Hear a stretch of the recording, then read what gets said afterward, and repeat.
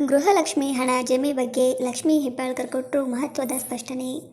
ಕಾಂಗ್ರೆಸ್ ಜಾರಿ ಮಾಡಿದ 5 ಗ್ಯಾರಂಟಿಗಳಲ್ಲಿ ಒಂದಾದ ಗೃಹಲಕ್ಷ್ಮಿ ಯೋಜನೆಯ ಅಡಿ ಪ್ರತಿ ಮನೆ ಯಜಮಾನಿಗೆ ಪ್ರತಿ ತಿಂಗಳು 2,000 ರೂಪಾಯಿ ನೀಡಲಾಗುತ್ತಿದ್ದು, ಆದರೆ ಇದೀಗ ಕಳೆದ 2 ತಿಂಗಳಿಂದಲೂ ಖಾತೆಗೆ ಗೃಹಲಕ್ಷ್ಮಿ ಹಣ ಬಂದಿಲ್ಲ ಎನ್ನುವ ಆರೋಪಗಳು ಕೇಳಿಬಂದಿವೆ. ಈ ವಿಷಯದ ಬಗ್ಗೆ ಇಂದು ಸಚಿವೆ ಲಕ್ಷ್ಮೀ ಹೆಬ್ಬಾಳ್ಕರ್ ಸ್ಪಷ್ಟನೆ ನೀಡಿದ್ದಾರೆ. ಹಾಗಾದರೆ ಅವರು ಏನು ಹೇಳಿದ್ದಾರೆ ಎನ್ನುವ ಮಾಹಿತಿ ಇಲ್ಲಿದೆ, ತಿಳಿಯಿರಿ. ಬೆಳಗಾವಿಯಲ್ಲಿ ಮಾತನಾಡಿದ ಅವರು, ಯಾವುದೇ ಸಂದರ್ಭದಲ್ಲಿ 5 ಗ್ಯಾರಂಟಿಗಳನ್ನು ನಿಲ್ಲಿಸುವುದಿಲ್ಲ. ಬಿಜೆಪಿಯವರಿಗೆ ಮಾಡಲು ಕೆಲಸ ಇಲ್ಲ, ವಿನಾಕಾರಣ ಆರೋಪ ಮಾಡುತ್ತಿದ್ದಾರೆ. ಅಧಿಕಾರ ಕೊಟ್ಟಾಗ 40% ಕಮಿಷನ್ ತೆಗೆದುಕೊಂಡು ಮನೆಯಲ್ಲಿ ಕುಳಿತರು ಎಂದು ಆಕ್ರೋಶ ಹೊರಹಾಕಿದರು. ಇನ್ನು ಗೃಹಲಕ್ಷ್ಮಿ ಹಣವನ್ನು ಮೇ 1ರಂದು ಕೊಟ್ಟಿದ್ದೆವು. ಜೂನ್ ತಿಂಗಳ ಹಣ ಈಗಾಗಲೇ ಟ್ರೆಷರಿಗೆ ಹಾಕಲಾಗಿದೆ ಎಂದು ತಿಳಿಸಿದ್ದಾರೆ. ಇಂದು ಅಥವಾ ನಾಳೆ ಗೃಹಲಕ್ಷ್ಮಿ ಹಣ ಯಜಮಾನಿಯ ಖಾತೆಗೆ ಜಮೆ ಆಗಲಿದೆ ಎಂದು ಸಚಿವೆ ಹೆಬ್ಬಾಳ್ಕರ್ ಸ್ಪಷ್ಟನೆ ನೀಡಿದ್ದಾರೆ.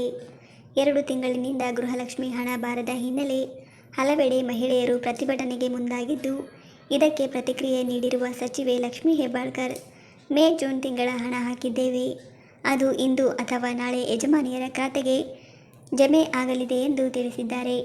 ಹಣ ಬಾರದೇ ಇದ್ದರೆ ಮಾಡಬೇಕಾದ ಕೆಲಸ ಇದು.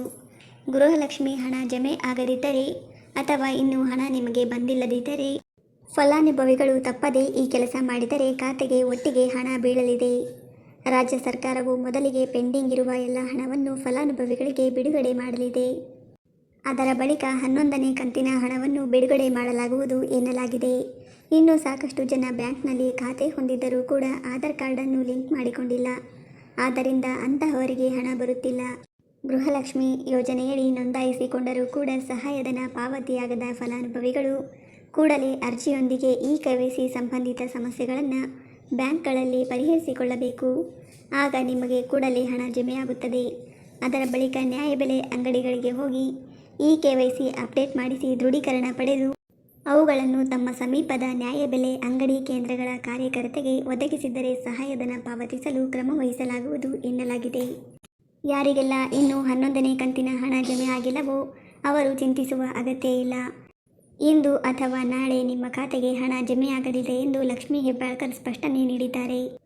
ಸ್ನೇಹಿತರೆ, ಇದಾಗಿತ್ತು ಇವತ್ತಿನ ವಿಡಿಯೋ. ಇದೇ ರೀತಿಯಾದ ಮತ್ತಷ್ಟು ಮಾಹಿತಿಗಾಗಿ ನಮ್ಮ ಚಾನಲ್ಗೆ ಸಬ್ಸ್ಕ್ರೈಬ್ ಆಗೋದನ್ನು ಮರಿಬೇಡಿ.